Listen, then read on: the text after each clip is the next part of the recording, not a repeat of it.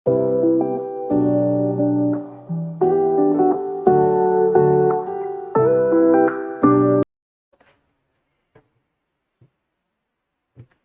welcome to Topper Choice. My name is Pawan Joshi and I am your physics tutor. आज हम करेंगे +2 का chapter 2 electric potential and capacitance. Electrostatic का ये chapter 2 है। First था इलेक्ट्रिक चार्ज एंड फील्ड। इसमें हम सबसे पहला टॉपिक करेंगे इलेक्ट्रिक पोटेंशियल।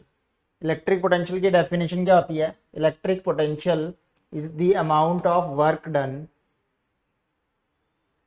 इलेक्ट्रिक पोटेंशियल क्या होता है? Amount of work done, amount of work done in bringing a unit charge from infinity to a given point.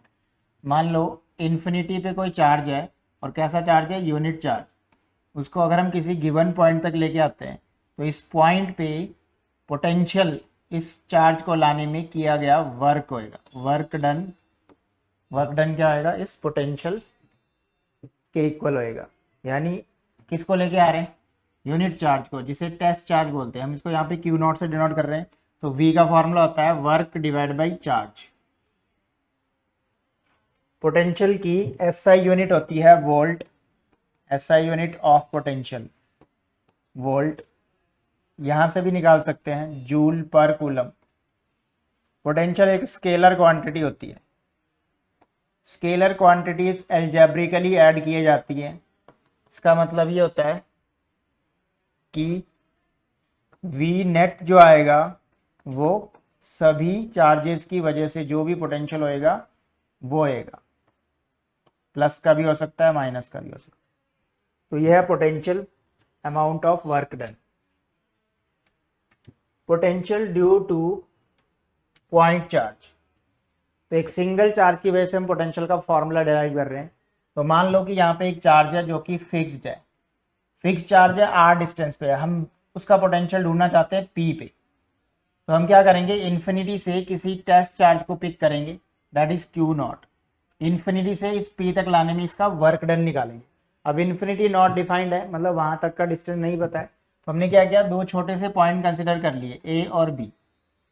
तो एक a से b तक का वर्क डन निकालेंगे और फिर उसको इंटीग्रेट कर देंगे। तो फिक्स्ड चार्ज से a की जो डिस्टेंस है वो मैंने मान लिया x है, उस डिस्टेंस को मान लिया x है। तो हमें पता है इस चार्ज की वजह से वहां पे फोर्स लग रहा होगा। फोर्स का फॉर्मूला आएगा k q, और वो एक टेस्ट चार्ज है तो उसको हम q नॉट मान लेते हैं, डिवाइड बाई x स्क्वायर। अब फोर्स का फॉर्मूला आता है, वर्क का फॉर्मूला आता है force into charge into displacement. तो फोर्स हमने डाल दिया k q not upon x square dx। इसको इंटीग्रेट कर देंगे। इंटीग्रेशन कहाँ से लेके आना है? इन्फिनिटी से। और कहाँ तक लेके आना? r तक। इधर w हो जाएगा, तो w का फॉर्मूला आ जाएगा यहाँ से k q नॉट अपॉन, अब x का तो इंटीग्रेशन करना है, तो एक्स स्क्वायर का इंटीग्रेशन क्या होता है? x -2 + 1 over -2 + 1। लिमिट पुट करेंगे इन्फिनिटी से r से इन्फिनिटी। तो ये जो नीचे डिनोमिनेटर में -1 है इसको हमने बाहर लिख लिया k q नॉट के साथ, और 1 अपॉन एक्स की पावर, ये x की पावर -1 है, नीचे ले जाएंगे। अब यहाँ पे upper limit minus lower limit put करेंगे, हमारे पास वर्क डन आ जाएगा W equal to -k q naught 1 upon r। q भी है, ये वर्क आया। हमें निकालना है पोटेंशियल। अब वो q नॉट को अपॉन में ले आते हैं W के, क्योंकि W बाई q नॉट ही क्या होता है? पोटेंशियल होता है। तो हम इसको नीचे ले आए, फॉर्मूला आ गया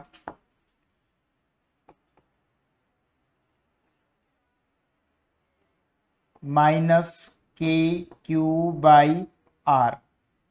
यह है पोटेंशियल। पोटेंशियल का फॉर्मूला आ गया -k q बाई r। अगर चार्ज पॉजिटिव है तो पोटेंशियल, अच्छा यहाँ पे एक चीज और ध्यान रखनी है, जो भी हमारा वर्क डन आया, ये वर्क किसने किया है? इलेक्ट्रोस्टैटिक फोर्स ने। ये वर्क किसने किया है? इलेक्ट्रोस्टैटिक फोर्स ने। तो जो पोटेंशियल होता है वो उसका फॉर्मूला होता है work divide by Q not. ये वर्क डन एक्सटर्नल फोर्स की वजह से होता है। External force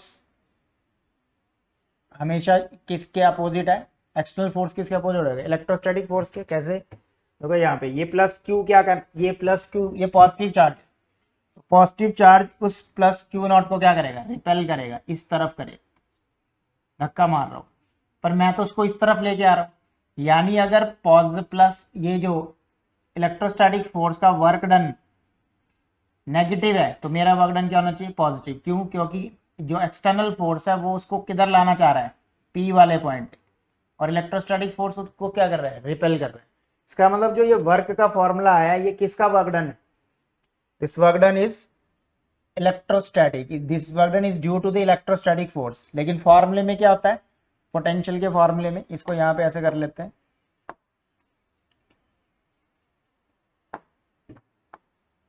work done by external equal to, इसका पॉजिटिव हो जाएगा के क्यू नॉट बाई आर, और अब इस क्यू नॉट को नीचे ले आएंगे, work external divide by Q not, ये होएगा पोटेंशियल। क्योंकि डेफिनेशन में क्या है, वर्क डन इन ब्रिंगिंग, तो हम एक्सटर्नल फोर्स का वर्क डन लेंगे ना, work done in bringing a positive charge a unit charge from infinity to a given point. हाँ, अगर ये माइनस का चार्ज होता, सपोज करो ये चार्ज होता माइनस का, तो फिर यहाँ आगे चार्ज का मैग्नीट्यूड भी आ जाता। तो if Q is negative, negative Q होता तो पोटेंशियल का फॉर्मूला होता है minus K Q upon are. तो एक सिंगल चार्ज की वजह से पोटेंशियल क्या होता है, K Q by R. Charge voltage या पोटेंशियल क्या है, एक स्केलर क्वांटिटी है। Next, relation between electric field and potential, potential और फील्ड के बीच में रिलेशन है। इंटीग्रेशन के टर्म में minus integration infinity to R E dot D L लिख सकते हैं। और अगर हम यहाँ पे इलेक्ट्रिक फील्ड का फॉर्मूला देखें तो ई का फॉर्मूला होता है minus D V by D L, यहीं से आया इसको डिफ्रेंशिएट करने से। तो ये है relation between electric field and potential. ये फॉर्मूला कहाँ से है वही बताते हैं। वर्क डन का फॉर्मूला क्या होता है, फोर्स इनटू डिस्प्लेसमेंट, डिस्प्लेसमेंट को अभी यहाँ पे हम डी एल ले लेते हैं, ठीक है। फोर्स को हम इलेक्ट्रिक फील्ड के टर्म में क्या डाल सकते हैं, फोर्स को डाल सकते हैं क्यू नॉट इंटू ई, क्योंकि एफ क्यू नॉट इंटू ई होता है, ठीक है। तो यहाँ से ये क्यू नॉट दूसरी तरफ चला जाएगा, डब्ल्यू बाई क्यू नॉट क्या होता है, पोटेंशियल। तो ये एक रिलेशन आ गया है इलेक्ट्रिक फील्ड और पोटेंशियल के बीच में, ये हो गया V equal to integration E dot D L. और ये वर्क डन किसका है, माइनस साइन का क्या मतलब है, पोटेंशियल जो है वो इलेक्ट्रिक फील्ड की डायरेक्शन में घटता है, ठीक है। Potential decreases in the direction of electric field, तो एक माइनस साइन डिक्रीज होता है, इसलिए ये माइनस साइन रहेगा यहाँ पे। तो फॉर्मूला फाइनली हमारे पास ये बना। तो याद रखेंगे, पोटेंशियल डिक्रीजेज, पोटेंशियल कम होता है, decreases in the direction of electric field, electric field की डायरेक्शन में पोटेंशियल घटता है। तो यहाँ पे एक ग्राफ भी बना हुआ है जिसमें एक तरफ E और एक तरफ V है। इन दोनों फॉर्मूले को अगर हम डिवाइड भी करें तो यहाँ से एक और रिलेशन भी आ जाएगा, एक और सेम ही है, E by V equal to क्या होएगा, यहाँ Q से Q कैंसिल हो जाएगा, R से R कैंसिल हो जाएगा, तो ये आ जाएगा 1/R। यानी यहाँ से भी जो हमने E का फॉर्मूला निकाला है वो क्या आएगा, V by R। R is the separation between 2 point जहाँ पे वो पोटेंशियल डिफरेंस निकालना चाह रहे हैं। अब आता है electric potential eight axial point of the dipole. अब हमने डायपोल पढ़ा था, डायपोल क्या होता है, जिसमें एक माइनस का चार्ज हो और एक प्लस का चार्ज हो, एक पेयर है जिसके बीच का सेपरेशन 2 है, सेंटर से एक चार्ज का डिस्टेंस क्या होएगा, a होएगा, ठीक है। अब हम निकालने जा रहे हैं कि पोटेंशियल उसकी एक्सियल लाइन पे कितना होता है। एक्सियल लाइन पे हमने सेंटर से एक पॉइंट लेट कर लिया r डिस्टेंस पे। तो अब हम पोटेंशियल का फॉर्मूला जानते हैं, a की वजह से वहां पे पोटेंशियल क्या होएगा, पोटेंशियल p पे a की वजह से क्या आएगा, k माइनस का चार्ज है तो माइनस q, ये डिस्टेंस कितना है r प्लस a, और बी की वजह से क्या होएगा, माइनस के plus K Q by R minus ए, उसका डिस्टेंस आर माइनस ए है। स्केलर क्वांटिटी या तो पोटेंशियल डायरेक्ट ऐड हो जाएगा, तो V A plus V B कर लेते हैं। वी ए नेगेटिव था, minus K Q by R plus A, और ये प्लस का है K Q by R minus A. यहाँ पे एलसीएम ले लेते हैं, के क्यू कॉमन आ जाएगा, पॉजिटिव मैंने ये प्लस वाली टर्म पहले लिख दी है, 1 upon R minus A minus 1 upon R plus A. LCM ले लेंगे इसका, तो v का फॉर्मूला आ जाएगा हमारे पास के क्यू, एलसीएम ले लिया R square minus A square, और यहाँ पे आ जाएगा आर प्लस ए फिर माइनस आर माइनस ए, तो आर वाली टर्म कैंसिल हो जाएगी, ऊपर बचेगा के क्यू 2a।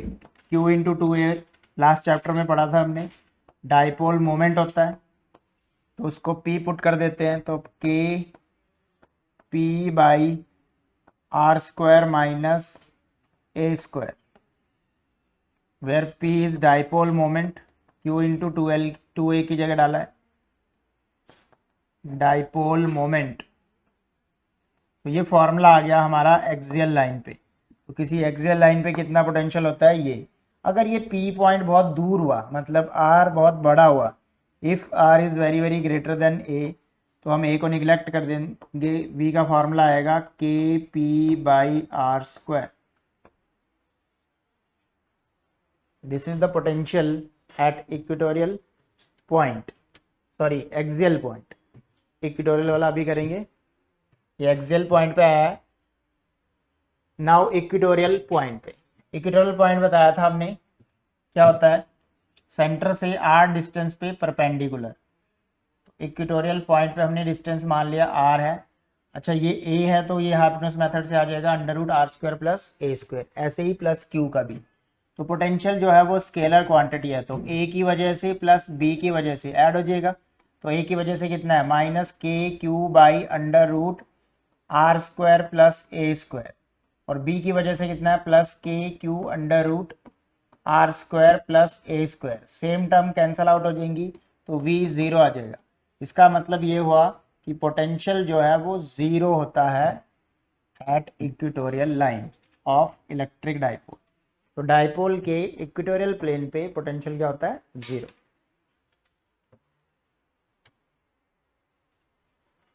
अब एक हमने जर्नल पॉइंट ले लिया, ना ये इक्वेटोरियल पे ना एक्सियल पे है, आर डिस्टेंस पे थीटा एंगल पे एक जर्नल पॉइंट हमने कंसिडर कर लिया, जो कि माइनस क्यू चार्ज से r1 डिस्टेंस दूर है और प्लस क्यू चार्ज से r2 डिस्टेंस दूर है।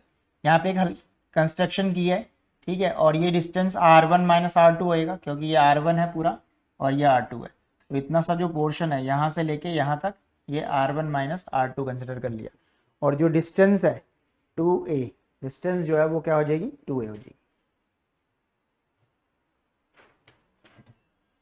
तो फिर से वही पोटेंशियल निकालते हैं, वहाँ पे v का फॉर्मूला क्या आएगा, V A plus V B, A की वजह से b की वजह से, ए की वजह से minus K Q by distance, distance कितनी है r1, और b की वजह से के क्यू बाई r2, तो ये हो जाएगा के क्यू कॉमन आ गया, 1/r2 वाली टर्म पॉजिटिव है पहले लिख लिया है, नेगेटिव वाली बाद में, के क्यू एलसीएम ले लेते हैं, r1 r2, ऊपर आ जाएगा r2 माइनस r1,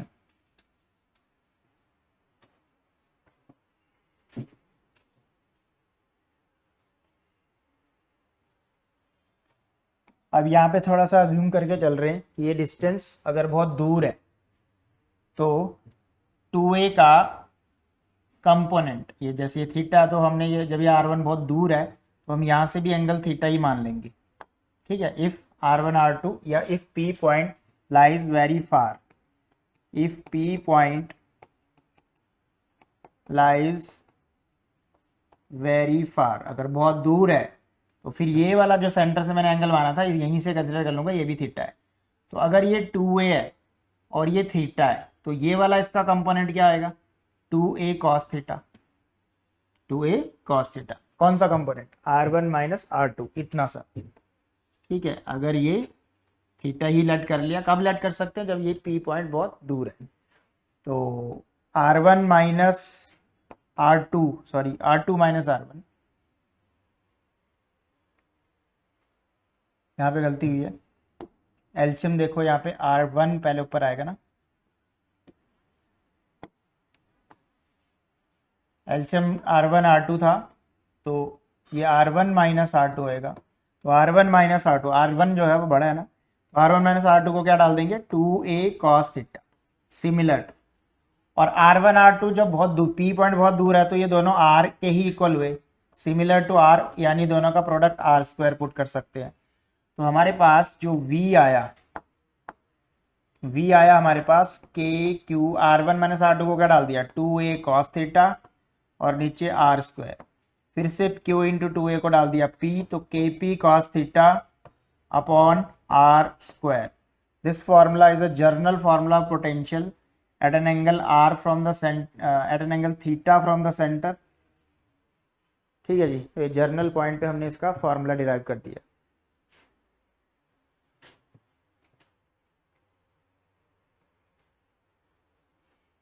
अब आते हैं equipotential surface. Equipotential surface, sorry, any surface that has same electric potential at every point on it's called equipotential surface। तो इक्विपोटेंशियल सरफेस होते क्या है? मान लो हमने ये पढ़ा था, ये यूनिफॉर्म इलेक्ट्रिक फील्ड है, ठीक है, ये यूनिफॉर्म इलेक्ट्रिक फील्ड है। तो इस पॉइंट पे भी वही पोटेंशियल होएगा और इस पॉइंट पे भी वही पोटेंशियल होएगा, इस पे भी वही होएगा, सेम। तो अगर मैं यहाँ पे एक प्लेन ड्रॉ करूँ ऐसे, ठीक है, एक प्लेन यहाँ पे ऐसे ड्रॉ करूँ, तो ये जो प्लेन होएगा इसके हर पॉइंट पे पोटेंशियल सेम है, इसको बोला जाएगा इक्विपोटेंशियल सरफेस। ऐसे से यहाँ पे बहुत सारे हो सकते हैं, क्योंकि मान लो एक यहाँ भी तो हो सकता है, ये मान लिया डी ई एफ, तो इन तीनों पे भी तो सेम पोटेंशियल हो सकता है सेम पोटेंशियल है तीनों पे, तो ये अनदर इक्विपोटेंशियल सरफेस हो। तो किसी एक सरफेस के हर पॉइंट पे पोटेंशियल सेम होने को, उस सरफेस को बोला जाएगा इक्विपोटेंशियल सरफेस। अब इसकी प्रॉपर्टीज है कि जब यहाँ पे मान लो ए और बी पे सेम पोटेंशियल है, तो अगर मुझे वर्क डन निकालना है इक्विपोटेंशियल सरफेस में एक जगह से दूसरी जगह जाने पे, तो हमें पता है कि वी ए इक्वल है वी बी के, और वर्क का फॉर्मूला होता है charge into potential difference. V A से बी जाना तो V B minus V A लिखूंगा, और क्योंकि इक्विपोटेंशियल सरफेस है और ये पोटेंशियल सेम है, ए पे भी उतना है बी पे उतना है, तो माइनस करूंगा तो जीरो आ जाएगा। तो वर्क डन इक्विपोटेंशियल सरफेस पे एक पॉइंट से दूसरे पॉइंट पे मूव करने पे वर्क डन क्या आता है? जीरो आता है। ये है प्रॉपर्टी नंबर 1। नेक्स्ट प्रॉपर्टी है electric field is always normal to the equipotential surface, normal perpendicular at every point. यही रीजन है कि वर्क डन भी जीरो है। इसका ये भी एक लॉजिक है, अभी प्रूफ करेंगे। वैसे इसका रियलिटी में जो सिग्निफिकेंस है वो क्या है? If the field were not normal, ठीक है, अगर मान लेते हैं कि इलेक्ट्रिक फील्ड परपेंडिकुलर नहीं है इक्विपोटेंशियल सरफेस के, तो क्या होगा? It would have a non zero component along the surface. मतलब परपेंडिकुलर नहीं है तो सरफेस की तरफ होएगा, अलोंग द सरफेस होएगा। so to move a test charge against this component the work would have to be done। मतलब अब ऑन द सरफेस अगर इलेक्ट्रिक पोटेंशियल है तो चार्ज को ऑन द सरफेस मूव कराने के लिए क्या करना पड़ेगा? वर्क डन करना पड़ेगा। बट अभी हमने पहली प्रॉपर्टी में प्रूफ किया है कि इक्विपोटेंशियल सरफेस में चार्ज को मूव कराने पे वर्क डन नहीं करना पड़ता। इसका मतलब कि कोई भी कंपोनेंट अलोंग द सरफेस नहीं है, सारे कंपोनेंट क्या है? जो भी इलेक्ट्रिक फील्ड है वो इक्विपोटेंशियल सरफेस के परपेंडिकुलर है, ये मतलब है। थर्ड प्रॉपर्टी है equipotential surfaces are closer together in a region. जहां पे स्ट्रॉन्ग फील्ड होगी वहां पे ये इक्विपोटेंशियल सरफेस क्लोज होंगे, और जहां पे वीक फील्ड होगी वहां पे ये थोड़ा दूर होंगे। No two equipotential surfaces can intersect each other. दो आपस में इंटरसेक्ट नहीं कर सकते। अगर ऐसे करेंगे तो वहां पे दो इलेक्ट्रिक फील्ड की डायरेक्शन हो जाएगी, जो कि दो वैल्यूज होंगी वहां पे इलेक्ट्रिक पोटेंशियल की, पर पोटेंशियल तो एक ही होता है इक्विपोटेंशियल सरफेस पे, हर पॉइंट पे सेम होता है, इसलिए दो क्या नहीं कर सकते हैं? इंटरसेक्ट नहीं कर सकते। नेक्स्ट है ये कुछ सरफेसेस है, जैसे पॉजिटिव चार्ज का अगर हमें इक्विपोटेंशियल सरफेस बनाना है तो ये वाला एक इक्विपोटेंशियल सरफेस है, फिर ये वाला एक इक्विपोटेंशियल सरफेस है, ये वाला भी इक्विपोटेंशियल सरफेस है, अलग अलग कोसेंट्रिक सर्कल्स है। तो एक सिंगल चार्ज के इक्विपोटेंशियल सरफेसेस कैसे होते हैं? Concentric circles. अगर दो प्लस प्लस के हैं तो उनके इक्विपोटेंशियल सरफेस ये होंगे, ये इनका न्यूट्रल पॉइंट होएगा, ठीक है। और ये रिपल्शन शो कर रहे हैं, जो लाइन है ब्लैक वो इलेक्ट्रिक फील्ड लाइन है। ये प्लस माइनस का है इक्विपोटेंशियल सरफेस, देखो ये अट्रैक्ट करते हैं तो ये जो गैप है वो क्लोज है, यही हमने इसकी प्रॉपर्टी में पढ़ा था, ये सरफेस क्लोज होंगे जहाँ पे फील्ड स्ट्रांग होगी। तो जहाँ पे सरफेस क्लोज है, दो सरफेस के बीच में देखो गैप कम है, तो यानी यहाँ पे इलेक्ट्रिक फील्ड क्या है? ज्यादा है। जहाँ पे गैप ज्यादा होएगा वहां पे इलेक्ट्रिक फील्ड क्या आएगी? कम होगी। ये एक इक्विपोटेंशियल सरफेस है जब फील्ड यूनिफॉर्म होगी। तो ऐसे ऐसे ही हर पॉइंट पे, जैसे यहाँ पे ये अपने आप में एक इक्विपोटेंशियल सरफेस है, ये अपने आप में एक है, आपस में इक्वल नहीं है पोटेंशियल, लेकिन अपने आप में ये इंडिविजुअली क्या है? इक्विपोटेंशियल सरफेस है।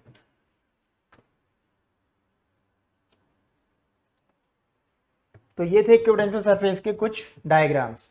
अब electric potential due to the uniform charge thin shell, एक शेल है जिसका रेडियस क्या है? आर है, तो इसकी वजह से हमने पोटेंशियल निकालना है। तो अगर आउटसाइड द शेल निकालना है तो पोटेंशियल का फॉर्मूला होएगा K Q by are, same होएगा क्योंकि हम इसको क्यू कंसिडर करेंगे, ठीक है। और अगर प्रूफ करना है कैसे, तो v का फॉर्मूला लगा देंगे, v का फॉर्मूला होता है माइनस ई डॉट डी एल इंटीग्रेशन, ठीक है। और लिमिट ले लेंगे इन्फिनिटी से r, सॉल्व करके ई का फॉर्मूला तो हमें शेल के लिए पता ही होता है, K Q by R square, put करके इंटीग्रेट कर देंगे। तो ये था आउटसाइड। इनसाइड अगर मुझे निकालना है तो उतना होएगा जितना सरफेस पे होता है। पहले सरफेस पे निकाल लेते हैं। सरफेस पे होएगा K Q by R, capital R आएगा सरफेस के लिए, वहां पे हम लिमिट लेंगे सेम इसी मेथड से, v equal to minus infinity से बड़ा आर तक। सरफेस पे जितनी इलेक्ट्रिक फील्ड होती है, गॉसेस थ्योरम में की थी लास्ट क्लास में, उसको इंटीग्रेट करेंगे इतना आंसर आ जाएगा। अब जितना भी इन सरफेस पे उतना ही इनसाइड उतना ही होता है जितना सरफेस पे होता है, कि सॉरी ये क्यू है, तो के क्यू बाई आर था ना, के क्यू बाई आर। ऐसा इसलिए होता है क्योंकि एक यूनिफॉर्म थिन शेल के अंदर इलेक्ट्रिक फील्ड जीरो है।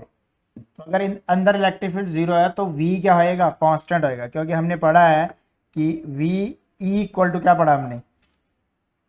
D V by D L, यही तो रिलेशन है इनके बीच में। और अगर सरफेस के अंदर इलेक्ट्रिक फील्ड जीरो है, एक यूनिफॉर्मली थिन शेल है, तो उसके अंदर इलेक्ट्रिक फील्ड जीरो है, तो कांस्टेंट प्रूफ हो जाएगा, v जो है वो कांस्टेंट प्रूफ हो जाएगा। इसका मतलब जितना सरफेस पे है इनसाइड भी उतना ही है, v कांस्टेंट है।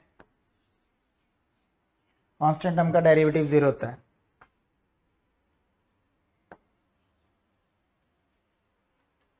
तो इसका ग्राफ भी बन सकता है, देखो अंदर कांस्टेंट है टिल रेडियस तक, उसके बाद क्या है? Inversely proportional.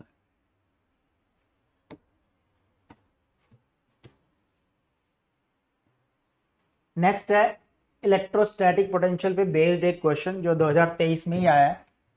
देखो, two charge conducting sphere of radius a and b, तो दो स्फेयर है जिसका रेडियस a है और दूसरे का b है।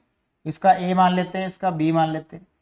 कनेक्टेड टू ईच अदर, अगर ये इनको किसी वायर से कनेक्ट कर दिया तो इनका पोटेंशियल इक्वल हो जाएगा, पोटेंशियल इक्वल हो जाएगा।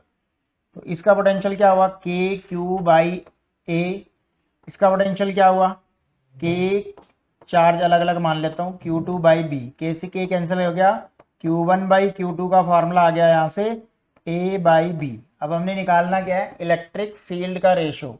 तो इलेक्ट्रिक फील्ड A पे निकालनी है डिवाइड बाई B पे निकालनी है।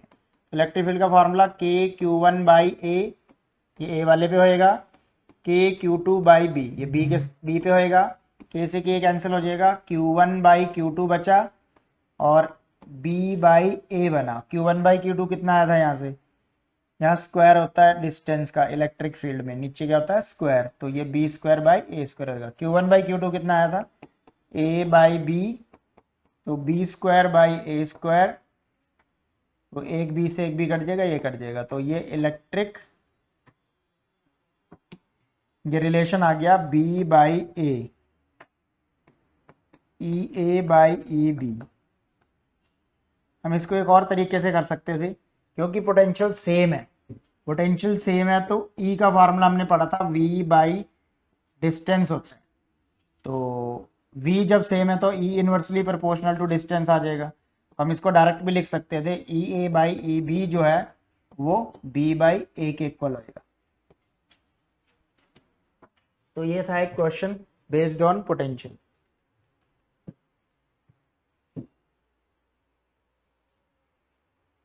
एक और क्वेश्चन है, ड्यू टू पॉइंट चार्ज के लिए a point charge plus Q is placed at the point O where as shown in the figure. एक डायग्राम बना हुआ है, प्लस क्यू चार्ज जो है वो यहाँ पे है, तो ए और बी के बीच में जो पोटेंशियल डिफरेंस है बताना है वो पॉजिटिव है, नेगेटिव है, जीरो है। तो हमें पता है v इनवर्सली प्रोपोर्शनल है डिस्टेंस के, तो क्योंकि ये a वाला नजदीक है तो ये डिस्टेंस इसकी कम होगी, इसकी डिस्टेंस जो है वो कम होगी इनवर्स, तो पोटेंशियल यहाँ पे ज़्यादा होएगा।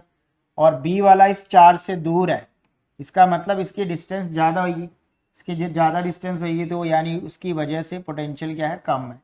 तो हमने वी ए ज़्यादा प्रूफ कर दिया वी बी से, तो V A minus V B जो है वो ज़्यादा में से कम माइनस करेंगे तो पॉजिटिव आएगा, ग्रेटर देन जीरो, हेंस क्या है ये पॉजिटिव है। तो ये आया था 2016 में। एक और इलेक्ट्रिक डाइपोल की वजह से a point P lies at a distance x from the mid point of an electric dipole on its own. Mid point पे है, अच्छा सॉरी, मिड पॉइंट से x डिस्टेंस पे कोई पॉइंट P, तो इलेक्ट्रिक डाइपोल ये रहा, minus Q plus Q charge होता है उस पर। मिड पॉइंट से x डिस्टेंस पे हमने वो पॉइंट ले लिया P x डिस्टेंस पे। इसके बाद बोल रहा है इलेक्ट्रिक पोटेंशियल बताओ, तो क्योंकि ये इक्वेटोरियल प्लेन है इसने बोला है मिड पॉइंट पे है, और सॉरी ऑन इट्स एक्सेस बोला है, तो परपेंडिकुलर नहीं बनेगा, एक्सेस पे है, तो एक्सियल लाइन वाला केस है ये, तो एक्सियल लाइन वाला तो यहाँ होएगा, एक्सियल लाइन वाला तो यहाँ होएगा, तो एक्स डिस्टेंस यहाँ पे है ये। तो पोटेंशियल का फॉर्मूला हमने एक्सियल लाइन पे निकाला था के Q by x square minus A square. अब क्योंकि यहाँ पे ये शॉर्ट डाइपोल का केस है, क्योंकि सारे ऑप्शन जो है एक्स की टर्म में है, तो हम क्या करेंगे, ए को छोटा मान लेंगे और उसको निगलेक्ट कर लेंगे, तो V inversely proportional to X square आ जाएगा if A is less than X. तो ऑप्शन नंबर ए, एक्सेस बोला हुआ था यहाँ पे। The electric potential V, the electric potential at any point given by, देखो V का एक फॉर्मूला दिया हुआ है यहाँ पे, V equal to 3x square, और इलेक्ट्रिक फील्ड बतानी है इस पॉइंट पे। हमें पता है कोऑर्डिनेट है तो ये x होएगा या y होगा या z होएगा। अब हमने E का फॉर्मूला बताया था माइनस dv बाई dx होता है, तो इसका डेरिवेटिव कर देंगे, इसका डेरिवेटिव करके सीधा लिख रहा हूँ मैं, डेरिवेटिव करके कितना आएगा, v का डेरिवेटिव, तो माइनस तो फॉर्मूले में ही है, 3x स्क्वायर का डेरिवेटिव करेंगे, 3 का कुछ नहीं 2x, तो ये माइनस 6x आ जाएगा। x की वैल्यू कितनी दी है 1 मीटर, तो ये आ जाएगा minus 6 volt metre minus 1, minus 6 का मतलब ये along the negative x axis होना चाहिए, तो this will be the answer.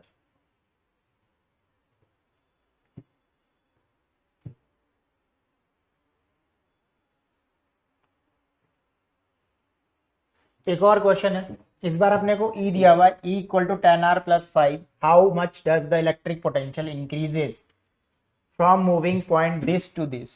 तो इंटीग्रेट कर देंगे, इलेक्ट्रिक फील्ड दी हुई है, वोल्टेज निकालना है, तो V का फॉर्मूला क्या होता है, माइनस EdR ले लेते हैं यहाँ पे, क्योंकि R वेरिएबल चल रहा है, लिमिट लेनी है 1 से लेके 10 तक, E की वैल्यू हमने डाल दी 10R प्लस 5 dr, इसको इंटीग्रेट कर देंगे 1 से 10 तक, तो माइनस साइन का कुछ नहीं करेंगे, 10R का R स्क्वायर बाई 2 प्लस 5 का 5R 1 से 10, तो ये 5R स्क्वायर हो जाएगा माइनस 5R की वैल्यू 10, 10 का स्क्वायर +5 × 10, लोअर लिमिट भी पुट करेंगे, अपर limit minus lower limit, minus करूंगा तो ये आ जाएगा -5 1 का स्क्वायर -5 × 1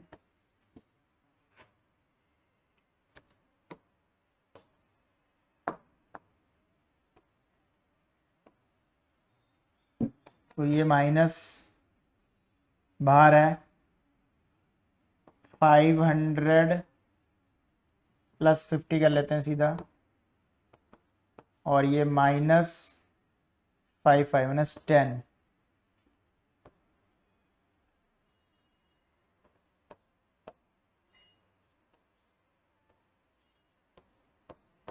-540 जूल आएगा।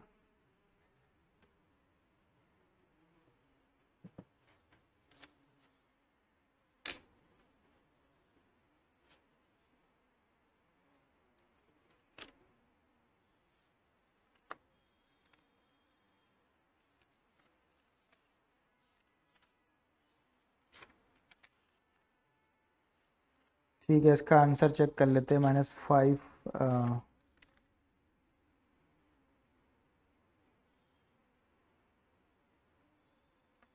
ठीक है, वोल्टेज है, सॉरी वोल्ट में आएगा ना, आंसर सही है -540 volt.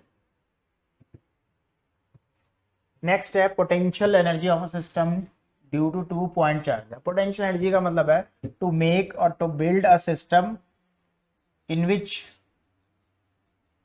2 or more than 2 charges fixed at certain distance। दो चार्जेस फिक्स हों किसी पर्टिकुलर डिस्टेंस पे, एक ऐसे सिस्टम को बिल्ड करने के लिए जितना वर्क डन करना पड़ेगा वो सिस्टम की पोटेंशियल एनर्जी होगी। तो इनिशियली ये दोनों चार्जेस जो है वो इन्फिनिटी पे हैं, हमने इनको बिल्ड करना है, मतलब इनको एक फिक्स्ड पॉइंट, दो फिक्स्ड पॉइंट पे क्या करना है, सर्टेन डिस्टेंस पे फिक्स करना है। तो सबसे पहले मैं Q1 को P1 पे लेके आऊंगा, तो work done to bring Q1 from infinity to P1, तो वर्क डन का फॉर्म 0, क्यों वर्क डन 0 होगा पहले केस में, क्योंकि नीचे अदर कोई चार्ज है ही नहीं, तो हमें कोई भी काम नहीं करना पड़ेगा, क्योंकि अगर इस Q1, ये दोनों इनिशियली कहाँ पे, इन्फिनिटी पे, तो Q1 को मैं P1 पे लेके आ रहा हूँ और Q2 को P2 पे लेके आ रहा हूँ। तो जब Q1 को लेके आऊंगा तो इसके आसपास कोई चार्ज है ही नहीं, चार्ज नहीं है तो पोटेंशियल भी नहीं है, पोटेंशियल नहीं है तो वर्क भी नहीं, वर्क भी 0 है, क्योंकि वर्क V/Q होता है। तो पहले वाले चार्ज को लाने में कोई भी काम नहीं करना पड़ा, work done in bringing Q1 from infinity to P1, infinity to P1,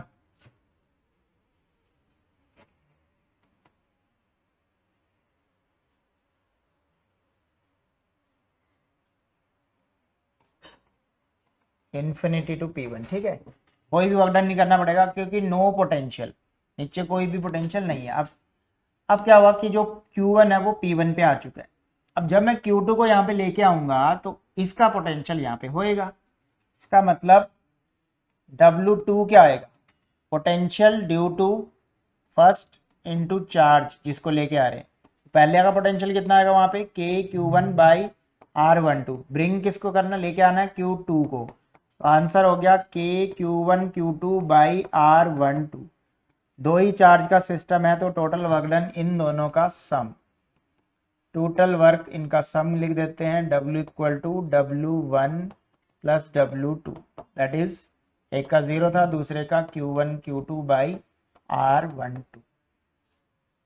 अब हम निकाल रहे हैं पोटेंशियल एनर्जी, तो वर्क और पोटेंशियल एनर्जी में रिलेशन होता है, सिंस क्या रिलेशन होता है, U initial minus U final equal to minus of work done by external force. तो इनिशियली क्योंकि ये इन्फिनिटी पे है, तो इनिशियली इन्फिनिटी पे है तो इसका इनिशियल पोटेंशियल एनर्जी तो 0 हुआ, फाइनल वाली मैंने निकालनी है, और वर्क डन कितना करना पड़ा, KQ1Q2/R12। ये वर्क डन किसका वर्क डन है, एक्सटर्नल फोर्स का नहीं है, हमें वर्क डन किसका यहाँ पे पुट करना होता है, एक्सटर्नल फोर्स का। तो इलेक्ट्रोस्टैटिक फोर्स का जितना वर्क डन है एक्सटर्नल फोर्स का उतना ही होएगा, बट नेगेटिव होएगा, ठीक है। ये माइनस माइनस कैंसिल हो जाएंगी, तो ये जो वर्क डन है, सॉरी जो वर्क डन है ये तो एक्सटर्नल फोर्स का ही है ना, तो ये माइनस माइनस कैंसल आउट हो जाएंगे। तो u आ जाएगा हमारे पास, u फाइनल आ जाएगा k q1 q2 by r12। This is the potential energy of two system. जो वर्क डन है वो यही है, एक्सटर्नल वाला ही वर्क डन।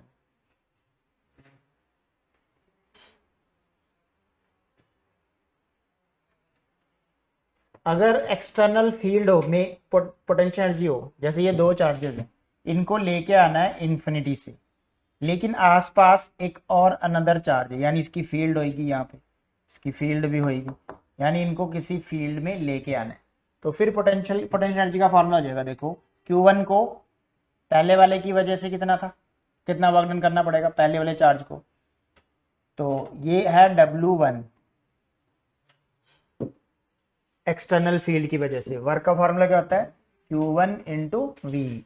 ये दूसरे चार्ज को लाने में वर्क डन, वर्क डन किसका है, ये due to that external field. वहां पे ऑलरेडी पहले से ही फील्ड है, पिछले वाले केस में कोई फील्ड नहीं थी। ये दोनों चार्ज को इन्फिनिटी से इनकी रिस्पेक्टिव पोजीशन पे लेके आ रहे थे। जब Q1 को लेके आया तो वर्क डन 0 था, लेकिन यहाँ नहीं होगा ना, यहाँ तो एक्सटर्नल फील्ड है। एक्सटर्नल फील्ड है मतलब वो तो वर्क करेगी ना, एक्सटर्नल फील्ड वो कितना वर्क करेगी, Q1 इंटू डब्ल्यू। दूसरे को लाने में उसका कितना वर्क इन्वॉल्व होएगा, Q2 इंटू वी, सॉरी। और ये तो इन दोनों को पहले से ही था, इनका वर्क डन, जब इन दोनों को इकट्ठे लेके आए, इकट्ठा किया होगा। तो ये है एक्सटर्नल फील्ड में पोटेंशियल एनर्जी। अब आता है potential energy of dipole placed in a uniform electric field. अब हमने टॉर्क निकाला था लास्ट चैप्टर में कि अगर ये थीटा है तो इस पे फोर्स कितना लग रहा है, माइनस क्यू, उस पर कितना लग रहा है, प्लस क्यू। तो हमने इसका टॉर्क निकाल लिया था, टॉर्क आया था पीई साइन थीटा। तो वर्क डन का फॉर्मूला होता है टॉर्क डी थीटा रोटेशन के केस में। तो पीई साइन थीटा को हम क्या कर देते हैं, इंटीग्रेट कर देते हैं, लिमिट लेंगे थीटा 1 से theta 2, PE sine theta d theta, limit ले लेते हैं थीटा 1 से थीटा 2।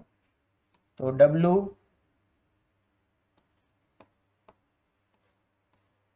इधर डब्ल्यू हो जाएगा पीई साइन का integration minus cos theta 2 minus cos theta 1 upper limit minus lower limit. यह है वर्क डन का फॉर्मूला, और यही होएगा पोटेंशियल एनर्जी के equal, minus PE cos theta 2 minus cos theta 1। This is the potential energy of electric dipole in rotating from theta 1 से theta 2। अब हम एक केस कर लेंगे कि इनिशियली जो टॉर्क है वो मैक्सिमम कहाँ पे होता है, 90 डिग्री पे, और फाइनली जो एंगल है थीटा तक गया, लेट सपोज। तो u का फॉर्मूला आ जाएगा माइनस पीई कॉस थीटा। अब अगर ये u पॉजिटिव आया प्लस पीई आया तो डाइपोल जो है वो स्टेबल होएगा, सॉरी अनस्टेबल इक्विलिब्रियम में होएगा। पॉजिटिव है तो अनस्टेबल इक्विलिब्रियम में होएगा। अनस्टेबल इक्विलिब्रियम कब होएगा, जब फाइनल एंगल 0 डिग्री होएगा, सॉरी 180 डिग्री होएगा, तभी तो u प्लस आएगा। u मैक्सिमम मतलब u पॉजिटिव कब आएगा, u पॉजिटिव का कब आएगा, इफ व्हाट थीटा जो है वो 0 डिग्री हो, 180 डिग्री, सॉरी प्लस चाहिए 180 डिग्री। अगर हम थीटा को 0 डिग्री पुट कर दें तो cos 0 1 होता है, cos 0 1 पुट करूँगा तो u नेगेटिव आ जाएगा, माइनस पी के केस में ये क्या रहेगा, स्टेबल इक्विलिब्रियम में रहेगा। तो ये कंडीशन पूछी जाती है कब स्टेबल होता है कब अनस्टेबल होता है। तो आपको ध्यान का रखना है u पॉजिटिव आना चाहिए, किसके लिए, अनस्टेबल के लिए। उसके अकॉर्डिंग आप एंगल देख लो कि क्या पुट करेंगे।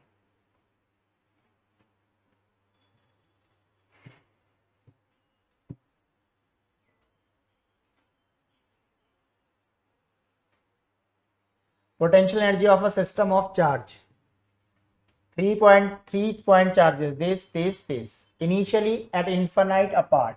Calculate the work done assembling these charges at the vertices of equilateral triangle. अब हमने इनको यहाँ पे लेके आना है, 1 1 1 माइनस 1 2, ऐसे ऐसे इनको इनकी रिस्पेक्टिव पोजीशन पे लेके आना है हमने। तो वर्क डन पहले वाले को जब लेके आएंगे, वर्क डन पहले इस 1 वाले को लेके आया मैं, तो 1 वाले को लेके आया तो वर्क डन 0, क्योंकि ये स्टिल कहाँ पे, इन्फिनिटी पे, इनको यहाँ पे लेके आ रहे हैं। जब हम दूसरे का वर्क डन निकालेंगे तो पहले का पोटेंशियल दूसरे वाले पॉइंट पे, तो ये फर्स्ट चार्ज मैंने इसको ए पे कंसिडर किया, इसको बी पे किया और इसको सी पे किया। तो अब बी वाले पे वर्क डन निकाल रहे हैं, ये ए वाले का वर्क डन 0 है। अब बी वाले पे जब मैं वर्क डन निकालूंगा तो ए पे चार्ज ऑलरेडी है, वो आ चुका है, इसका पोटेंशियल वहां पे होएगा, उससे मल्टीप्लाई करना पड़ेगा। के क्यू कितना है 1 माइक्रो में है, 10⁻⁻6 कर लो, अपॉन ये डिस्टेंस इक्विलेटरल ट्रायंगल बोला हुआ है 10 सेंटीमीटर, 10/100 करेंगे तो 0.1 आ जाएगा। ये आया पोटेंशियल। वर्क का फॉर्मूला क्या था, पोटेंशियल इंटू चार्ज, चार्ज कितना है -1 माइक्रो कूलम। तो ओवरऑल आंसर आएगा के की वैल्यू 9 × 10⁻9 होती है, माइनस ये 6 माइनस ये -12 और इसका पॉइंट हट के ऊपर 10 जाएगा, तो 10⁻11 जो कि आएगा -9 × 10⁻2 जूल। सेकंड का वर्क डन भी आ चुका है। अब जब हम थर्ड का वर्क डन निकालेंगे तो पहले 2 का पोटेंशियल उससे मल्टीप्लाई करेंगे। तो थर्ड का वर्क डन क्या आएगा, पोटेंशियल दोनों का 1 और 2 आ चुके हैं, किससे मल्टीप्लाई होंगे, थर्ड से। तो 1 का पोटेंशियल इस पॉइंट पे, ये भी 10 सेंटीमीटर है, तो 1 का और 2 का पोटेंशियल कितना आएगा, डिस्टेंस तो सेम है, डिस्टेंस सेम है, तो पोटेंशियल 0 आएगा। देखो V1 का क्या लिखूंगा, के 1 × 10⁻6 अपॉन 0.1 और V2 तो नेगेटिव है, तो माइनस के 1 × 10⁻6 × 0.1, ये तो 0 आ गया वर्क डन।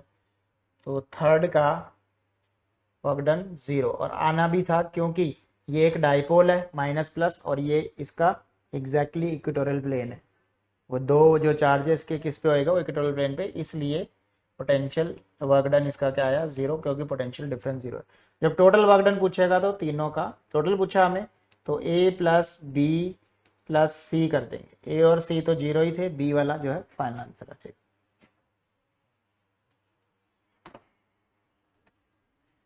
एक और क्वेश्चन देखिए, electric potential energy in external field. अपने को ये P दिया हुआ है और इलेक्ट्रिक फील्ड में रखा हुआ है। डायपोल मोमेंट क्या होता है, P। तो एक डायपोल को एक यूनिफॉर्म इलेक्ट्रिक फील्ड में रखा हुआ है, पूछा जा रहा है कि पोटेंशियल एनर्जी कितनी होगी। लेकिन यहाँ पे एक चीज बोली हुई है, देखो डायपोल मोमेंट और इलेक्ट्रिक फील्ड पैरेलल है, यानी थीटा क्या लेना पड़ेगा 0 डिग्री। फॉर्मूला होता है -PE cos थीटा, थीटा को cos 0 1 हो जाएगा, ठीक है, और P और E को मल्टीप्लाई कर दो। तो P हमें दिया हुआ है 6 × 10⁻7, E दिया है 10⁻4, तो फाइनल आंसर आ जाएगा -6 × 10⁻³ जूल। तो यहां तक था पोटेंशियल वाला पोर्शन। तो अब हम करेंगे कैपेसिटेंस। कैपेसिटेंस में सबसे पहले है पैरेलल प्लेट कैपेसिटर। तो इसमें क्या होता है, एक पैरेलल प्लेट कैपेसिटर में एक पॉजिटिव प्लेट है और एक क्या है, नेगेटिव प्लेट। तो पॉजिटिव प्लेट ये रही, नेगेटिव प्लेट ये रही। इलेक्ट्रिक फील्ड ट्रैवल करती है पॉजिटिव टू नेगेटिव, तो इलेक्ट्रिक फील्ड के एरो क्या होंगे, प्लस से माइनस की तरफ। अंदर इलेक्ट्रिक फील्ड होती है σ/ε0, सिग्मा वो डेंसिटी है, ये sigma is charge per unit area. तो हम इसका कैपेसिटेंस निकालेंगे। अच्छा, इसके बाहर इलेक्ट्रिक फील्ड 0 है, ठीक है। तो सबसे पहले हम इलेक्ट्रिक फील्ड का फॉर्मूला लिखते हैं। इलेक्ट्रिक फील्ड अंदर कितना है, σ/ε0। ये हमने गॉसेस थ्योरम की एप्लीकेशन में किया था कि दो शीट है, उनके बीच में इलेक्ट्रिक फील्ड कितनी होती है, σ/ε0। अब जो सिग्मा है उसको क्या बोलते हैं, Q, तो Q/A∈0 हो जाएगा। अब पोटेंशियल इन प्लेट्स के बीच में कितना होएगा, potential between plates, potential across plates. तो पोटेंशियल का फॉर्मूला होता है E × D। E की जगह हम डाल देंगे QA∈0 × D, और potential charge divide by capacitance भी होता है, ठीक है। कैपेसिटेंस का फॉर्मूला क्या होता है, चार्ज डिवाइड बाई वोल्टेज। तो वोल्टेज का फॉर्मूला आएगा Q/C। यानी किसी कैपेसिटर के अंदर कितना चार्ज स्टोर होता है, C into V, where C is the capacity of that capacitor. SI unit क्या होती है कैपेसिटर की, फैराड।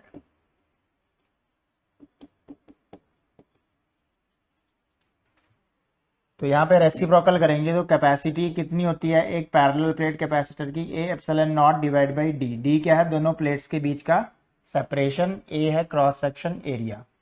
अभी हमने इसके बीच में कोई भी मटेरियल कंसिडर नहीं किया, वैक्यूम समझ लो, तो हम इसको सी नॉट से डिनोट करते हैं। इसको किससे करेंगे, सी नॉट से। तो यह है capacitance of parallel plate capacitor. अगर ये प्लेट्स पूरी तरह किसी मटेरियल से फिल हो जाए, वो हम आगे करेंगे, आगे आने वाली डेरिवेशन में, कि डाइलेक्ट्रिक कांस्टेंट क्या होते हैं, कंडक्टिंग स्लैब्स क्या होती हैं। इससे पहले आता है combination of capacitance in series and parallel. तो जैसे एक से ज़्यादा कैपेसिटर सीरीज में जोड़े हैं, तो सीरीज में याद रखेंगे कि वोल्टेज जो है ईच कैपेसिटर की डिफरेंट होएगी और चार्ज सब में क्या आएगा, सेम, क्यू क्यू क्यू। तो हमें पता है Q इक्वल टू क्या होता है, C इंटू वी। तो V इक्वल टू क्या होएगा, Q बाई सी। तो फर्स्ट वाले का वोल्टेज क्या होएगा, Q बाई C1। सेकेंड वाले का क्या होएगा, Q by C2। Third one Q by C3। Total voltage सबका सम V1 plus V2 plus V3। तो V की जगह डाल देंगे Q by C, Q by C1 plus Q by C2 plus Q by C3। Q common लेके cut जाएगा, तो series में कैपेसिटर रेसिप्रोकल करके ऐड होते हैं। This is the equivalent capacitance of circuit having 3 capacitor in series. याद रखेंगे potential different होएगा सीरीज में। अगर ऐसे ही पैरेलल में लगे हैं तो अब ये सभी एक ही पोटेंशियल से कनेक्ट है, सभी के अक्रॉस पोटेंशियल डिफरेंस क्या है, V। तो सबका वोल्टेज सेम है, चार्ज अलग अलग है। तो फिर से Q इक्वल टू पिक करेंगे CV। तो फर्स्ट वाले पे कितना चार्ज होएगा, C1 V1। नेक्स्ट वाले पे C2 V2, sorry V same है। थर्ड वाले पे C3 V। टोटल चार्ज सबका सम हो जाएगा, total charge Q equal to Q1 plus Q2 plus Q3, जो कि बनेगा CV equal to C1 V1, sorry V same है, plus C2 V plus C3 V। V common लेके cut जाएगा, तो पैरेलल में कैपेसिटी ऐसे निकाली जाती है। डायरेक्ट आप इसको ऐड कर सकते हो जितने भी कैपेसिटर है। तो सीरीज पैरेलल के बहुत सारे न्यूमेरिकल आते हैं। नेक्स्ट है energy stored bye capacitor. Parallel plate capacitor के अंदर कितनी एनर्जी स्टोर होती है वो निकालते हैं। तो सबसे पहले मान लेते हैं कि इसके अंदर जो चार्ज है वो कितना है, C इंटू वी, यानी वोल्टेज कितनी है, Q बाई सी। तो मान लेते हैं कि DW वर्क करना पड़ रहा है, DWB small work to store the charge DQ। इन प्लेट्स में चार्ज को स्टोर करने के लिए, to store charge DQ, small charge को स्टोर करने के लिए कितना वर्क डन करना पड़ रहा है, DW। तो DW का फॉर्मूला हो गया, वर्क होता है वोल्टेज इंटू चार्ज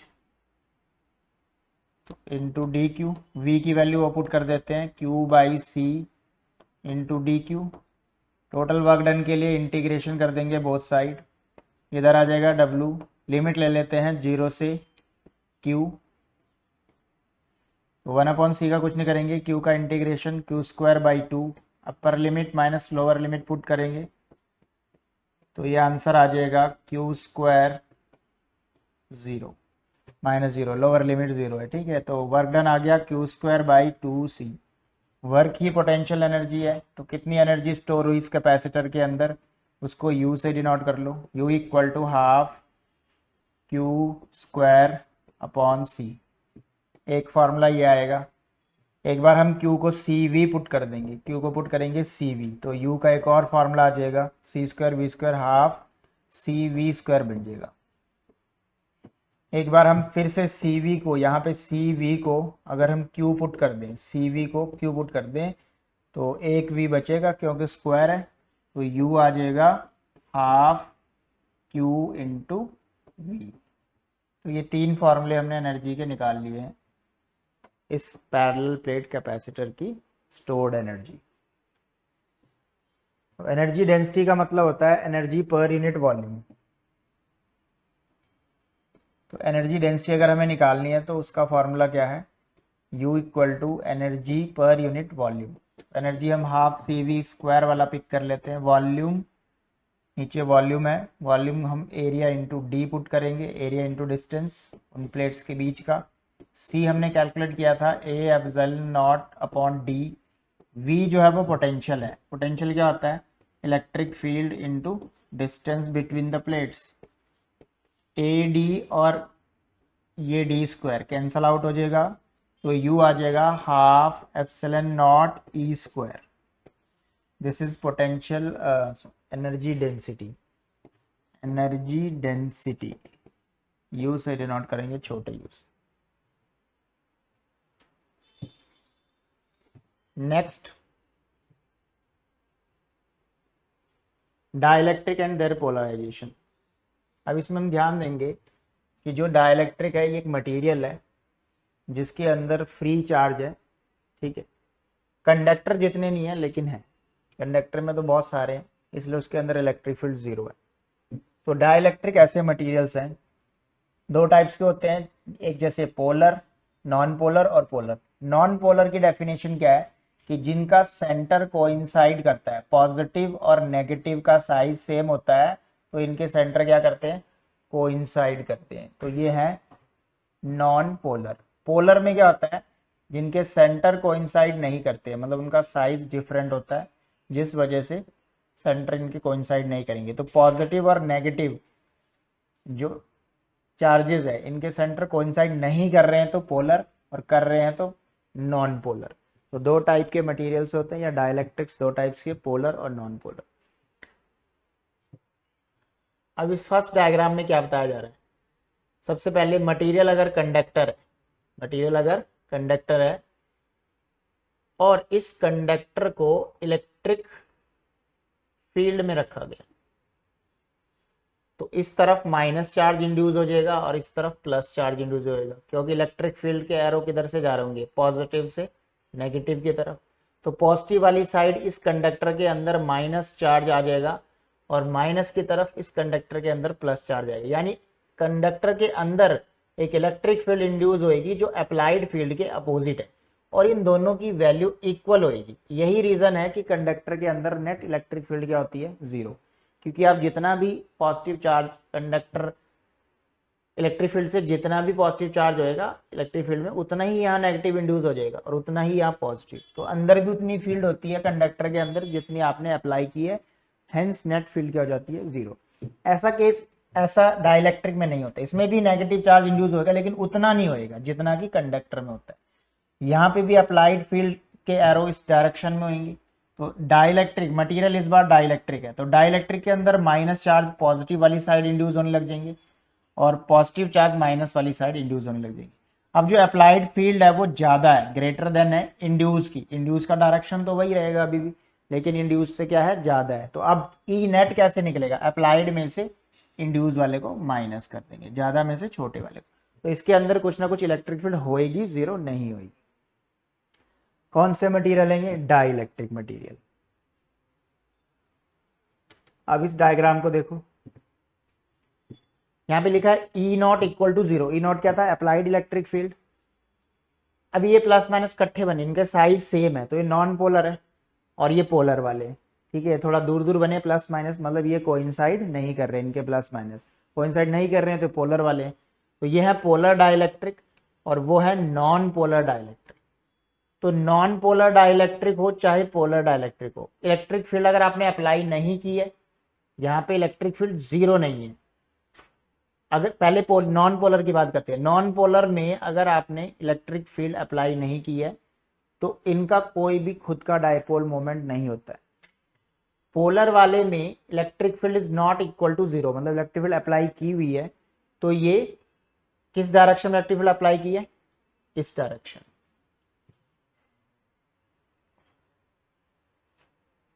इस वाले डायग्राम में बताया जा रहा है, यहाँ पे थोड़ा सा सही करेक्ट कर लो, अगर इलेक्ट्रिक फील्ड जीरो है, ये जीरो का केस है, ठीक है, इलेक्ट्रिक फील्ड जीरो है तो इनका खुद का डायपोल मोमेंट होता है। अब यहाँ पे केस है electric field not equal to zero, not equal to zero, तो नॉट इक्वल टू जीरो अगर इलेक्ट्रिक फील्ड जीरो नहीं, कुछ ना कुछ अप्लाई की है तो ये डायपोल पोलराइज होने लग जाते हैं, मतलब ये अपने आप को इलेक्ट्रिक फील्ड की डायरेक्शन में अलाइन करने लग जाते हैं, अलाइन करने लग जाते हैं। ठीक है, अलाइन कैसे करेंगे, जैसे इधर को ये ई नॉट इस डायरेक्शन में बनाया हुआ, तो माइनस वाले पॉजिटिव प्लेट की तरफ आ जाएंगे, प्लस वाले माइनस की तरफ। तो चाहे पोलर हो चाहे नॉन पोलर हो, दोनों के अंदर एक नेट डाइपोल मोमेंट डेवलप होता है जब उनको किसी एक्सटर्नल फील्ड में रखा जाता है। जब उनको किसी एक्सटर्नल फील्ड में रखा जाता है तो उनके अंदर एक नेट डाइपोल मोमेंट इंड्यूस होता है। ऐसे फिनोमिना को, ऐसे इफेक्ट को बोलते हैं polarization of dielectric. Electric field के अप्लाई होने पे जब इलेक्ट्रिक फील्ड जीरो है तो इसका खुद का डाइपोल मोमेंट नहीं है, पर इसका है, ठीक है। नॉन जीरो पे ये भी अलाइन हो जाएंगे, ये भी पोलराइज हो जाएंगे, ये भी हो जाएंगे, तो दोनों पोलराइज होते हैं। ऐसे फिनोमिना को बोलते हैं पोलराइजेशन ऑफ डाइलेक्ट्रिक्स। कैसे होते हैं देखो यहाँ पे, तो ये एक डाइलेक्ट्रिक स्लैब है, पॉजिटिव प्लेट नेगेटिव प्लेट, मतलब अप्लाइड इलेक्ट्रिक फील्ड जो है वो इस डायरेक्शन में है, इस डायरेक्शन में हमने फील्ड को अप्लाई कर दिया, ठीक है। यहाँ पे ई नॉट लिखा भी इस डायरेक्शन में। डाइलेक्ट्रिक कांस्टेंट के अंदर इलेक्ट्रिक फील्ड किस डायरेक्शन में इंड्यूस होगी, प्लस से माइनस, तो इसका प्लस, ईच का प्लस से माइनस ऐसे होएगा। तो यहाँ पे समझाया जा रहा है, देखो ये पोलराइजेशन वाली है और ये अप्लाइड वाली है, ये अप्लाइड वाली है, ये पोलराइजेशन, दोनों के एरो अपोजिट है।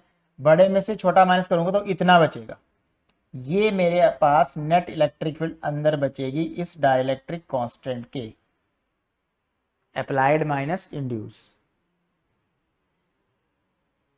तो ऐसे फिनोमेना को क्या बोलते हैं, पोलराइजेशन ऑफ डाइलेक्ट्रिक। तो if polarisation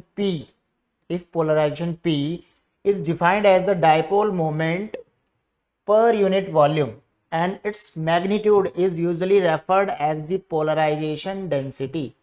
The direction of P is same as that of external electric field. तो पोलराइजेशन डेंसिटी की डायरेक्शन भी किधर होती है, जहां आपने अप्लाइड की है, ठीक है। तो ये P जो है वो किसके डायरेक्टली प्रोपोर्शनल है, जो आपका E बचा है, नेट E, टोटल E कितना है,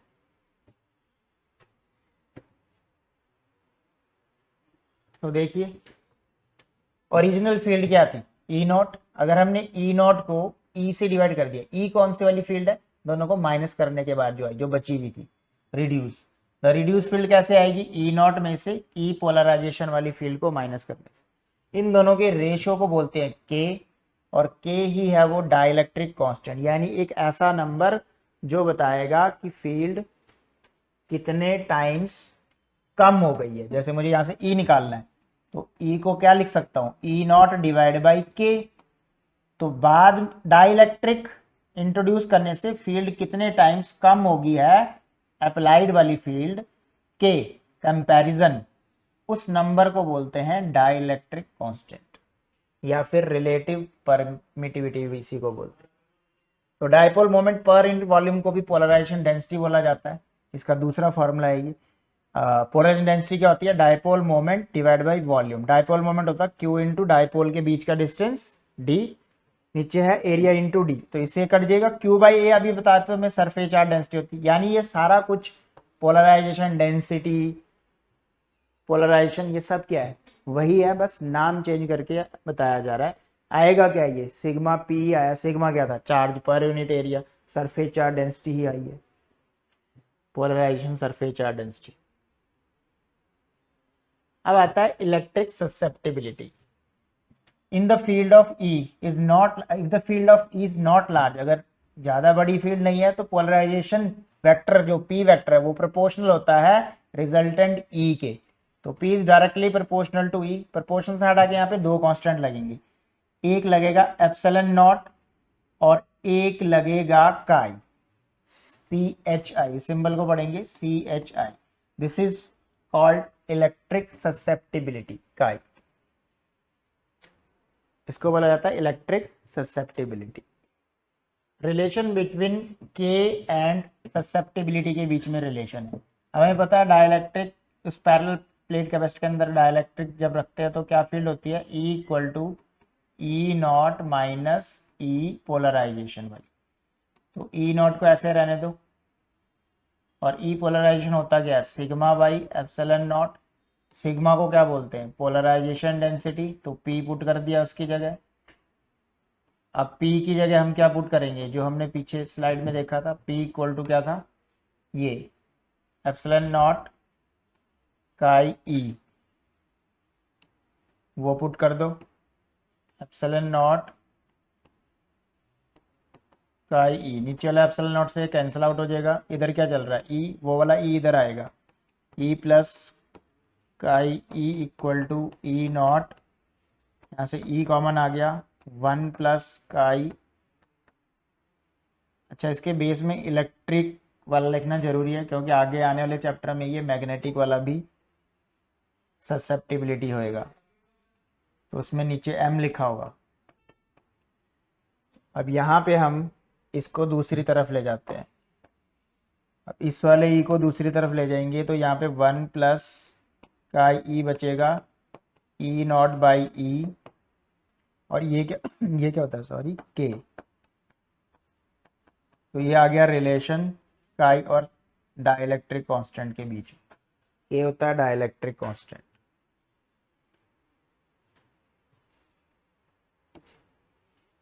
अब आता है पैरेलल प्लेट कैपेसिटर जिसके अंदर डाइलेक्ट्रिक स्लैब हो। तो जैसे हमने अभी भी पढ़ा कि अंदर डाइलेक्ट्रिक स्लैब है तो कितनी फील्ड होगी, ई, और जहां पे डाइलेक्ट्रिक स्लैब नहीं है उतने वाले पोर्शन पे कितनी है, जो अप्लाइड थी, ई नॉट। तो जो स्लैब है उसकी थिकनेस है टी, तो टी थिकनेस पे ही जो है ई फील्ड है, उसके बाहर तो क्या है, ई नॉट ही है जो अप्लाई की थी।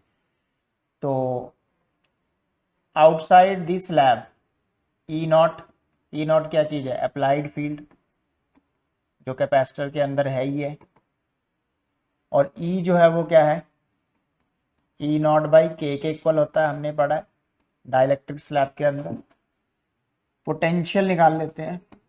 पोटेंशियल का फॉर्मूला होता है V equal to E not into, E not कितने पोर्शन पे, इस टी पे नहीं है, तो डी में से टी माइनस कर दो, और ई कितने पोर्शन पे है, टी थिकनेस पे है, तो टी मल्टीप्लाई कर दो। वोल्टेज का फॉर्मूला ई इंटू डी। अब ई नॉट को ऐसे रहने दो, D minus T as it is. E की वैल्यू यहां से पुट कर देंगे, ई नॉट बाई के। अब V इक्वल टू इधर आ जाएगा, ई नॉट कॉमन आ गया, D minus T plus T by के बचेगा। V इक्वल टू, इसको क्या पुट करते हैं, sigma by epsilon not. Electric field between the parallel plate capacitor क्या होती है, सिग्मा बाई एप्सिलॉन नॉट।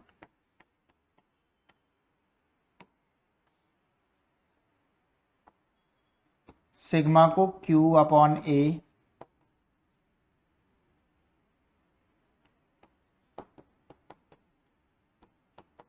और यहाँ पे V को भी हम Q बाई सी पुट कर देते हैं, क्योंकि हम कैपेसिटी निकाल रहे हैं, कैपेसिटेंस निकाल रहे हैं, तो V को भी Q बाई सी पुट कर दो। ये कैंसिल आउट हो गया, C का फॉर्मूला आ गया, A epsilon not d minus T plus T by के। तो इतनी फील्ड होएगी अगर टी थिकनेस की हमने स्लैब इन प्लेट्स के बीच में रखी है।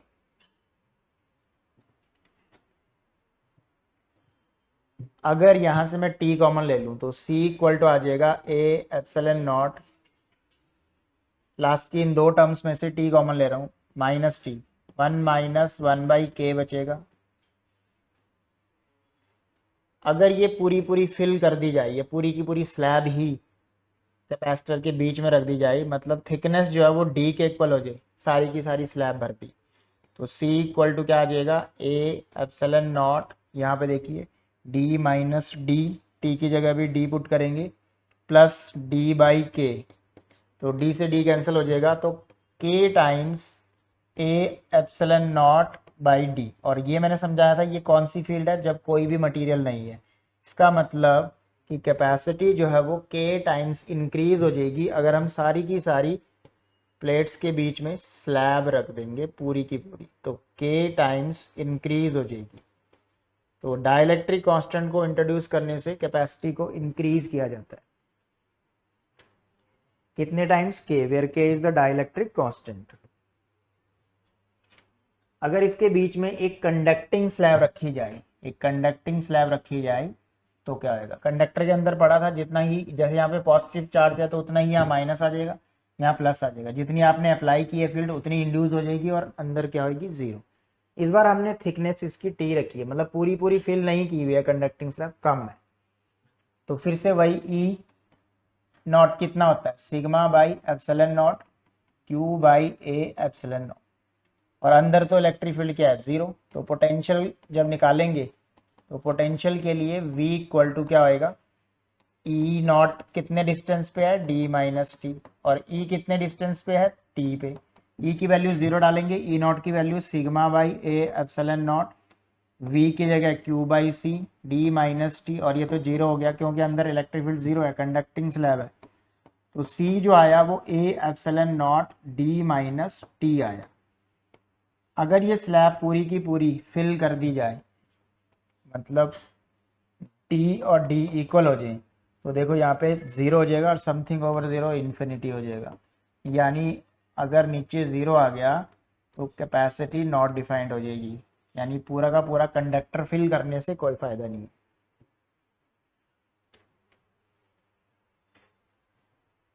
ये थी कंडक्टिंग स्लैब।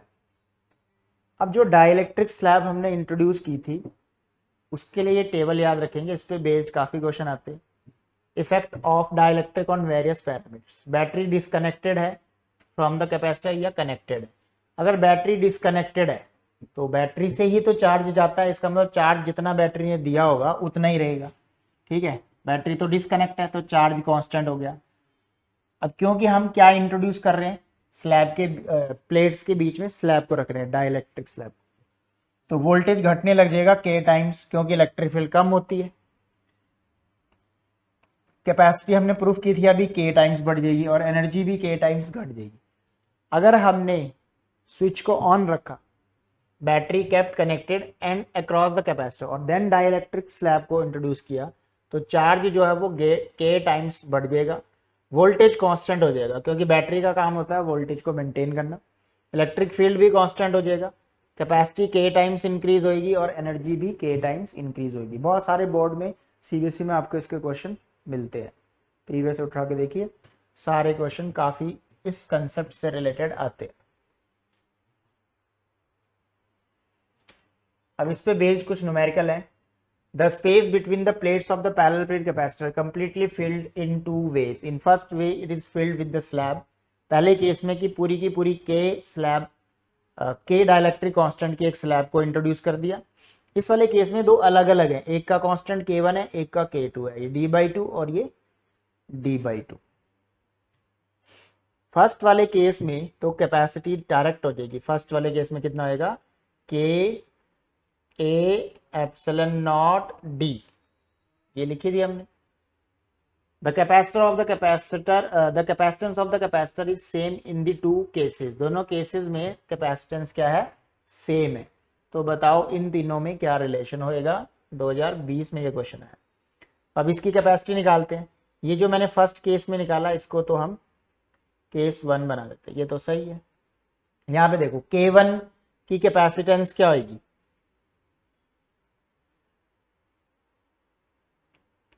सेकंड केस के लिए K1 प्लेट का एरिया तो A ही है पूरा, डिस्टेंस d/2 है, तो A एप्सिलॉन नॉट d/2, तो ये 2 ऊपर जाएगा, 2K1 A epsilon not d। Similarly C2 में बस जहां K था वहां क्या हो जाएगा, K2 हो जाएगा, तो 2K2 A epsilon naught by d।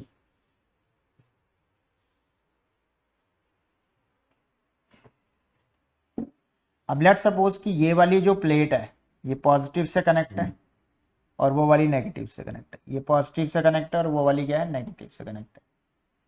तो जब जहाँ पे इनका डिवाइड होएगा, एक प्लेट के बाद दूसरी प्लेट होएगी, तो वहाँ पे इस तरफ क्या आ जाएगा, ये प्लस है तो इस तरफ माइनस माइनस माइनस ऐसे आ जाएगा,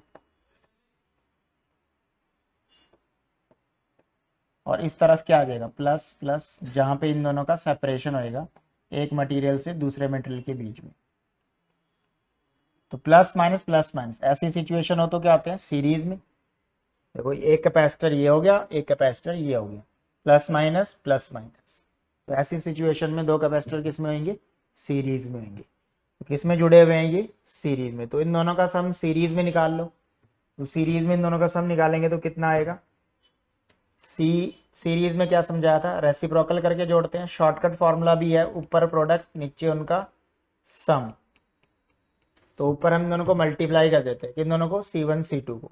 तो मल्टीप्लाई करेंगे तो 4A epsilon naught by D का स्क्वायर K1 K2 मल्टीप्लाई कर दिया, नीचे सम करना है। सम करना तो क्या कॉमन आ गया, 2 कॉमन आ गया, A एप्सिलॉन नॉट कॉमन आ गया, D कॉमन आ गया, तो K1 प्लस K2 बचेगा। अब एक पावर ये कैंसिल आउट हो जाएगी, 2 से ये कैंसिल आउट हो जाएगा, तो बचेगा 2K1 K2 A epsilon naught by ये वाला D और ये K1 प्लस K2। तो सेकंड केस में इतनी कैपेसिटेंस आई इन दोनों को जोड़ने पे। अब उसने क्या बोला है कि ये दोनों केसेस में कैपेसिटेंस क्या है, सेम है। तो फर्स्ट केस में ये थी, दोनों को इक्वल कर दो according to question. C K A epsilon naught by D equal है किसके, इसके 2K1 K2 A epsilon not D K1 plus K2। इससे ये लेफ्ट साइड कैंसिल आउट हो जाएगा, तो रिलेशन आ गया K equal to 2K1 K2 upon K1 plus K2। This is the relation between K, K1 and K2।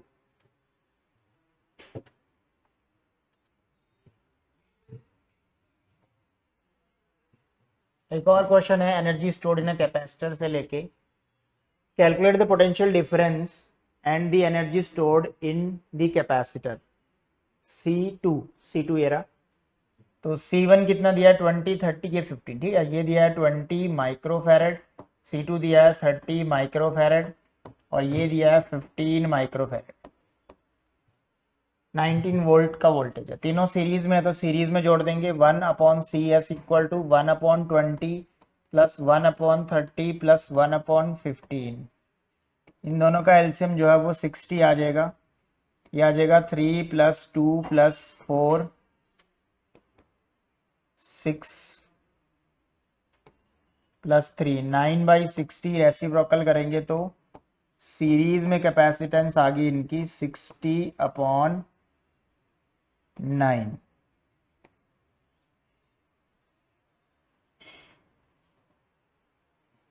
अब ये जो बीच वाला कैपेसिटर है इस पे कितनी एनर्जी स्टोर्ड हुई, तो इसका वोल्टेज निकालना पड़ेगा। वोल्टेज के लिए अपने को Q चाहिए होगा, तो Q का formula C into V. C कौन सा, इक्विवेलेंस। कितना इक्विवेलेंस था 60/9 और V90 दिया हुआ क्वेश्चन में।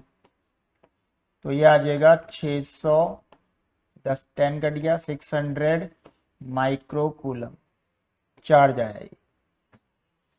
अब क्योंकि सीरीज में है तो चार्ज क्या होएगा, सब पे सेम होएगा। तो इस बीच वाले पे चार्ज हमने सेम निकाल लिया, तो बीच वाले का वोल्टेज भी निकाल लेते हैं। तो V2 कैसे निकलेगा, Q divide by C2। Q कितना आया 600, C2 कितना था 30, 0 से 0 कट गया 20 वोल्ट है। इस पे जो वोल्टेज आई कितनी आई 20 वोल्ट। तो अब एनर्जी भी आ जाएगी, एनर्जी का फॉर्मूला हाफ CV² लगा दो। तो energy equal to half C2V2 का स्क्वायर। C2 कितना था 30, हाफ 30। अब जूल में चाहिए इसलिए इसको चेंज करना पड़ेगा माइक्रो को, 10⁻⁻6 से CV² 20 का स्क्वायर। इसको सॉल्व कर लो।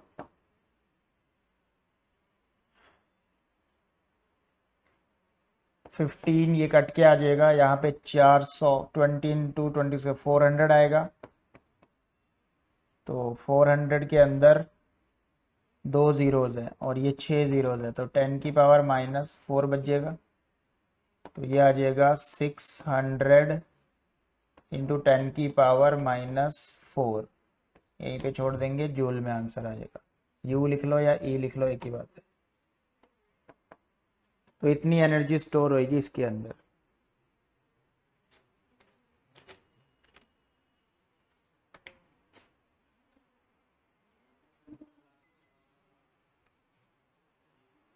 यहाँ पे 15 इंटू 460 होएगा।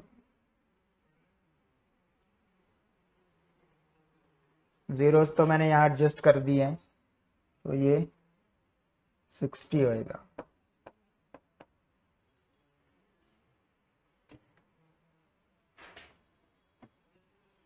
Energy stored in a capacitor, इसी से रिलेटेड एक और क्वेश्चन है, इंपॉर्टेंट क्वेश्चन है, क्वेश्चन 2020 में आया। देखो, in figure find the equivalent capacitance of the network between A and B. C1 C5 same है, C2 C3 और C4 भी सेम है, अलग अलग। Maximum charge supplied by the battery और टोटल एनर्जी कितनी हुई। अब ध्यान से देखो यहाँ पे, तो इस डायग्राम में यहाँ पे ए है, तो ये यहाँ पे भी ए होएगा, एक कॉमन पॉइंट होएगा। और अगर यहाँ पे बी है तो यहाँ पे भी बी होएगा। अब यहाँ पे देखो, ये पोटेंशियल डिफरेंस जीरो हो गया, वी ए माइनस वी। अगर पोटेंशियल डिफरेंस जीरो हो गया तो वो कैपेसिटर काम नहीं करेंगे। अब यहाँ पे भी बी है, यहाँ पे बी है, तो दोनों पॉइंट सेम है, मतलब पोटेंशियल डिफरेंस सेम है, तो ये दोनों कैपेसिटर भी काम नहीं करेंगे। सिर्फ काम कौन सा करेगा, C3। तो हमारा जो इक्विवेलेंट कैपेसिटेंस आया वो सिंपल C3 आ गया। C3 की वैल्यू कितनी थी, 2 माइक्रोफेरेड। अब इस पे चार्ज निकालना है, तो चार्ज का formula Q equal to C V हो जाएगा, C equivalence into V. C equivalence कितना है, 2 इंटू 10⁻⁻6। वोल्टेज कितना है, देखो डायग्राम में दिया हुआ है 5 वोल्ट, 10 यानी 10⁻⁻5, ये आ जाएगा हमारा कूलम में। अगर हम इसको चेंज नहीं करेंगे तो 10 माइक्रो कूलम हो जाएगा। अब total energy stored in the network, network में वो बाकियों को तो गिनेंगे नहीं। एनर्जी का फॉर्मूला क्या होता है, U equal to half C equivalence into V square. तो हाफ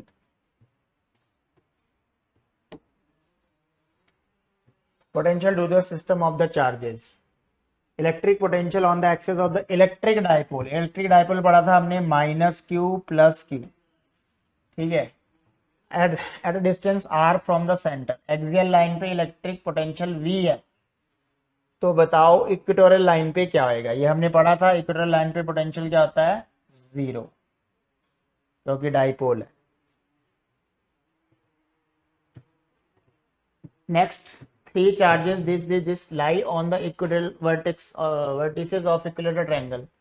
E और V की वैल्यू बतानी है।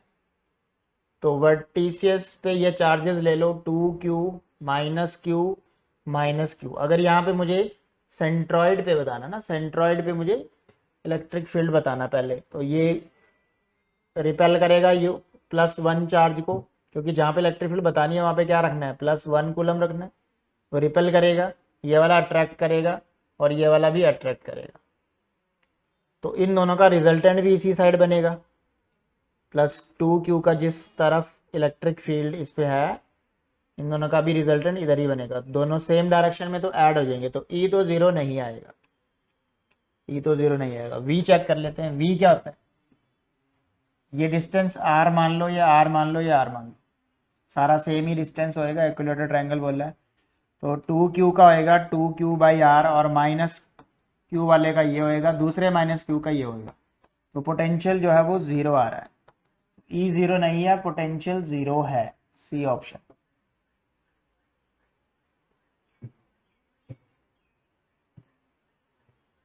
Electric dipole of dipole moment P is placed parallel to the uniform electric field. Initial angle जो इसका कितना दिया हुआ, electric dipole moment P is parallel to the uniform electric field. The amount of work done in rotating the dipole by 90 degree. तो work done और energy का formula बताया था, -PE cos θ2 माइनस cos θ1। अब -PE, बाद वाला angle क्या बोल रहा है, कहाँ तक रोटेट करना है, 90 डिग्री, और इनिशियल पैरेलल बोला हुआ है, तो cos 0 डिग्री, cos 0 डिग्री 1 होएगा, माइनस माइनस प्लस हो जाएगा, तो आंसर आना चाहिए PE।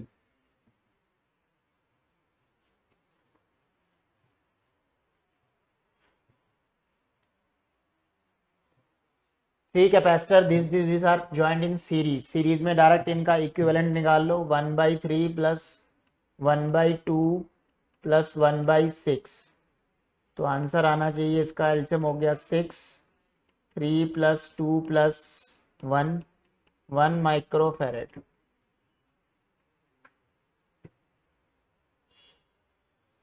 Electron has a high potential energy when it is at location associated with the more negative value of the potential and the lower energy positive potential। सही है, ये true statement है।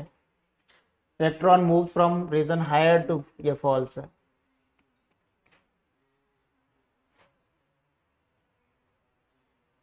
ठीक है, तो ये था आपका chapter 2 electric potential and capacitance. इससे रिलेटेड इंपॉर्टेंट क्वेश्चंस का पीडीएफ जो आपको वीडियो के डिस्क्रिप्शन में मिल जाएगा, और ऐसी मोर वीडियोस के लिए हमारे चैनल को सब्सक्राइब करिए। Thank you.